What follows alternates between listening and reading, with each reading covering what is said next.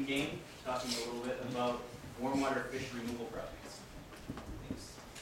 So my name is Rowan. I'm the reservoir biologist for the North Central region, and been working up in Tahoe in the Keys with UNR doing some research on dietary habits of the warm water fish here for about, I guess I've been working on the project about 4 years. It's probably been going on for 4 or 5 years longer than that.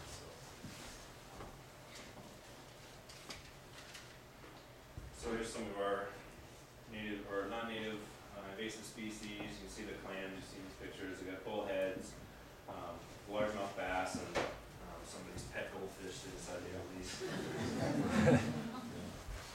So there's our fishes that we have in Lake Tahoe. We have our cold water sport fish.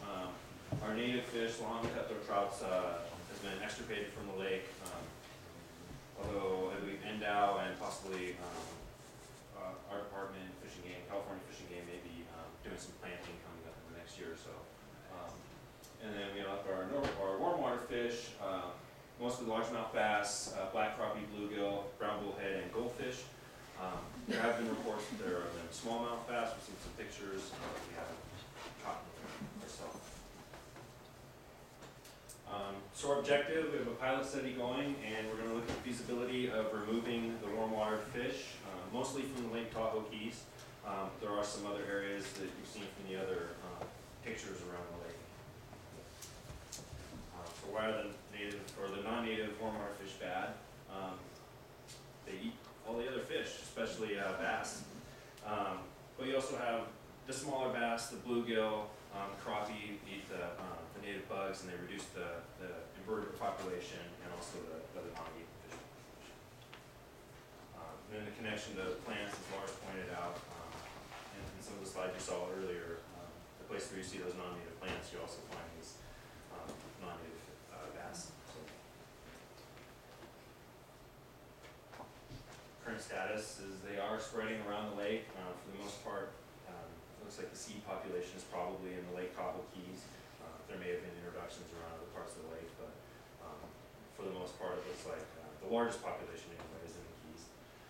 And kind of what else does this mean? As the climate's changing, temperatures rising, it's going to produce a better environment for these non-native fish. They like warmer temperatures, they like cover. So where these weeds are growing, that's the perfect habitat for them. They want to be where these weeds are at. Then you also see there's impacts to water quality. We talked a little bit about the research that we did with UNR. This is the main population, and then this map you've seen already. But here's kind of the meat of the issue. You can see the increase in the non-natives in the black there, and the corresponding dramatic decrease in the natives. That's pretty telling. It's too deep for the articles and quite a few of the local papers recently. So we did some tagging studies, we did acoustic tagging.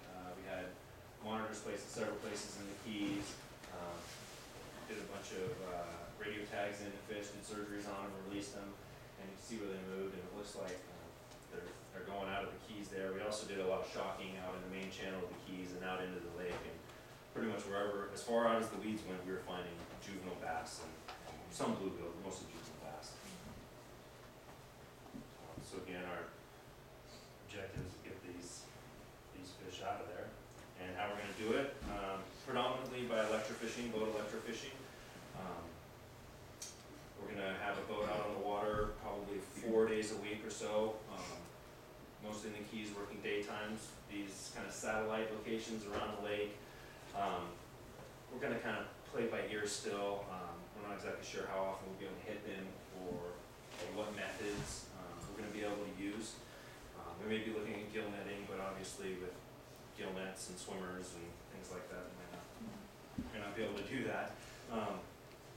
And the electrofishing in some of the clearer, deeper water doesn't work too well. You need 6 feet or so. It's about as deep as the electrofishing boat's going to go. So, we're just going to have to kind of do our best on that. But the predominant population is in the Lake Tahoe Keys, so that's where we're going to spend the majority of our efforts. So, we have those boats out there 4 days a week, and then 2 times during the year, once in early June, and then probably in September or so, we're gonna try and get before the spawn, we're gonna call up 4 or 5 other boats from around the department and bring them up and really hammer hard, trying to get as many of the fish out as we can.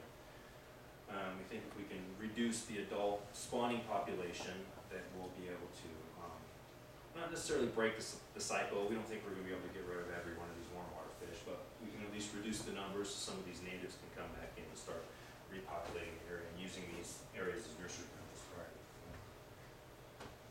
And those are the site locations that we're going to hit.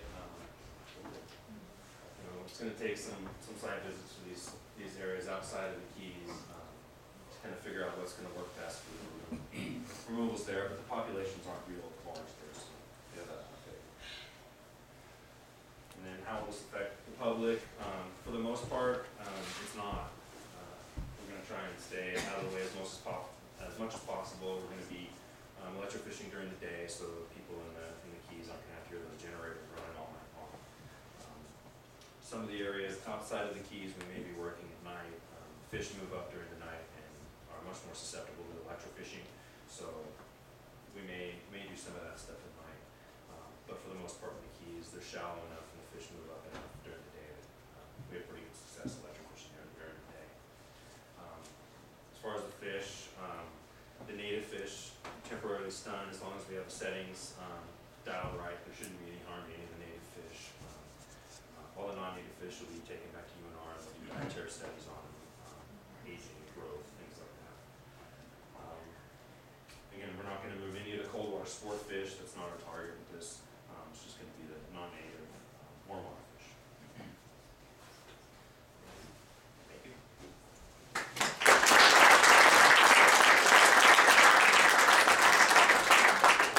Thank you very much, Jeff.